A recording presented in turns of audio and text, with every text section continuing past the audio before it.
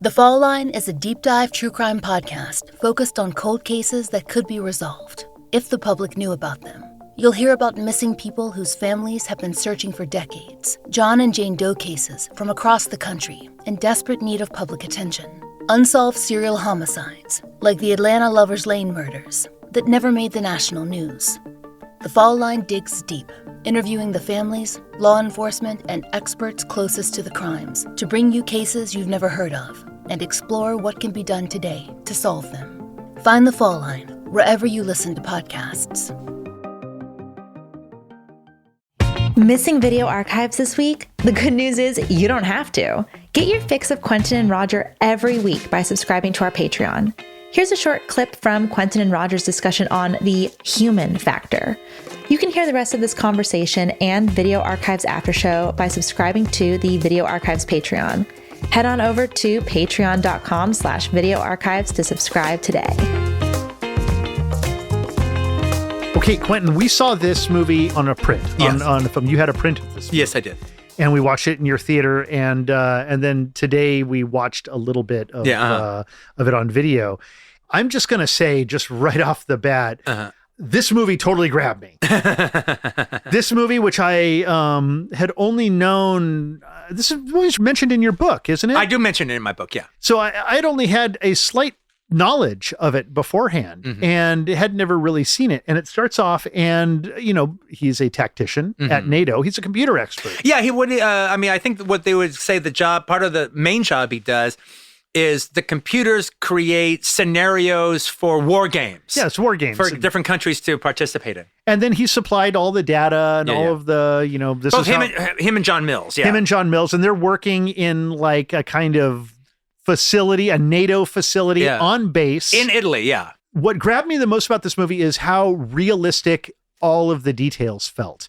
The movie's made in 1975, and they're using, maybe they have an Apple II computer that they're using for their computer stuff. Well, just to understand, for that time period, this is really high-tech filmmaking as far as what they're showing. That's what I'm getting at, is that I am a stickler for this kind of thing, as you know, and I was like a computer guy, and they nailed it. Exactly the kind of computers that NATO would have. They did a really spot-on visualizing and world building in a realistic way on what the process would be. I mean, it was as good as what I think Kubrick did with the whole Wing Plan R and, the CRM 114 and all that code business that they go through in Doctor Strangelove. They have a similar computer thing here, and I loved it. Yeah, I would use something like era appropriate Enemy of the State. Yeah. The way they show off their technology. Yeah. Exactly. Like how Enemy of the State was in the 90s. So as Enemy of the State captured everything in the 90s, this did the exact same thing in the 1970s. And in a way that as I was watching it, I kept surprising myself. I said, well, that's realistic. That's actually how it would be back then. So the idea is that obviously George Kennedy, his family is killed in a seemingly random at first terrorist act where by a badly what's the name of that German group, the Baader-Meinhof gang. A very Baader-Meinhof inspired white socialist exactly. Like you've got kind of a Che Guevara style he's like really a Carlos the Jackal. He's like guy. a Carlos, but everybody else is like white and European. Everyone else is white. But they have the highly attractive female student type who's like Nala in the Carlos movie. I don't know if you've seen the Carlos movie. I have seen it. I think it's Olivia Sayas who directs it. I love Carlos. I think the Carlos is a fantastic miniseries. She's the bird dog that they send out to. In Carlos, there's a character named Nala who is like this female terrorist. It's always the female terrorists who are the most radical. And so it's like this liberal, short-haired ex-student radical girl, and she's I think one of the most psychotic ones of the bunch. She shows up basically, and we don't even necessarily see it, but like on camera, do we? No, we don't. You don't, and it's one of the creepiest things about it. They show another murder that happens to another family, but the murder that happens to his family is unshown. Yeah, it's unshown. But his reaction to it. Yeah. immediately reminded me, and I'm looking at the box right now over your right shoulder, it immediately reminded me of the other George. And in here we have George Kennedy. And I'm, of course, talking about the great George C. Scott and Rage, Yes. our other movie where a character is filled with the need for vengeance. Yeah. I am a very big proponent of forgiveness, but both Rage and this movie position their characters in ways that are completely justifiable for the madness that they go through. Because if your family is killed, you know, he's struggling to solve this. And then he starts discovering this is like a gang, a Bader Meinhof style gang, and they're going out and they're killing people, other people from our. Yeah. What ends up happening is he's frustrated by the local Italian police led by Ralph Vallone, who's actually quite good in the film. He's great in this movie. He's really good in the film. And he's such a funny, good Italian cop. And I feel sorry for him. It's not his fault. All right. He's doing the best he can. But naturally, because he doesn't have any answers, George Kennedy is completely frustrated with him. Then another American-based family is killed in the area. And George Kennedy starts putting two and two together and starts figuring out, there's a pattern here that's not making itself known. The cops don't know anything. Is there a way we can put it in the computer, the known knowns, so we can get an estimate of where these people, what their plan can be and where these people are going next?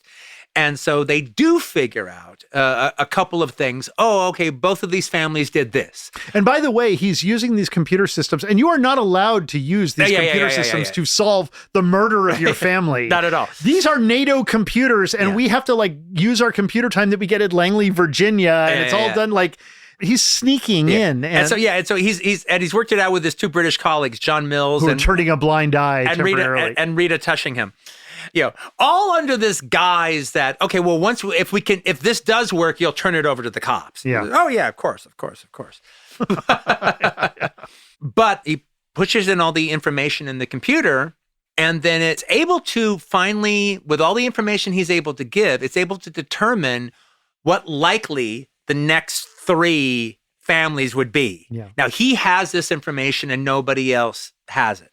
So now he could tell the cops that he'd kind of blow his whole deal with NATO and everything. But truthfully, where he's coming from is he thinks the cops are bumblers. So if I'm the one who's figured it out, I'm the one who's figured out how these guys are and these cops have no idea what the fuck's going on, then I want to be the one to fucking kill them. Yeah. If I'm the one who has figured out who these guys are, I'm the one that wants to fucking put them away. And so he goes from that point. And there's a really neat moment. It's a small moment. Before the big climax is he's able to kind of figure out who one of the guys is, and he's able to figure out what might be the next family target. Almost like Will Graham figuring out what the next family is going to be the Tooth Fairy's victim. I mean, it's very similar to Manhunter insofar as how he's figuring stuff out that way. He is kind of looking for serial killers. Yeah, he is. He is actually literally looking for them. Yeah, and he's just using a computer as opposed to Will Graham's... he's using a 1975 AI to figure out all this stuff, to logic it out. But one of the things is he tracks one of the guys down, and then he has a big fight scene with the guy and ends up killing the guy. One of the more ridiculous scenes in the film, but it's still a lot of fun. But there's this neat thing. All the terrorists are gone because they're getting ready to do their next big move. But he goes up to their living quarters. And they've never made a big deal about the living quarters, but we have seen scenes in their hideout, their home base. And so when he walks in the room, even though they never made a big deal about their home base before, we do recognize it as a room that we've been in before.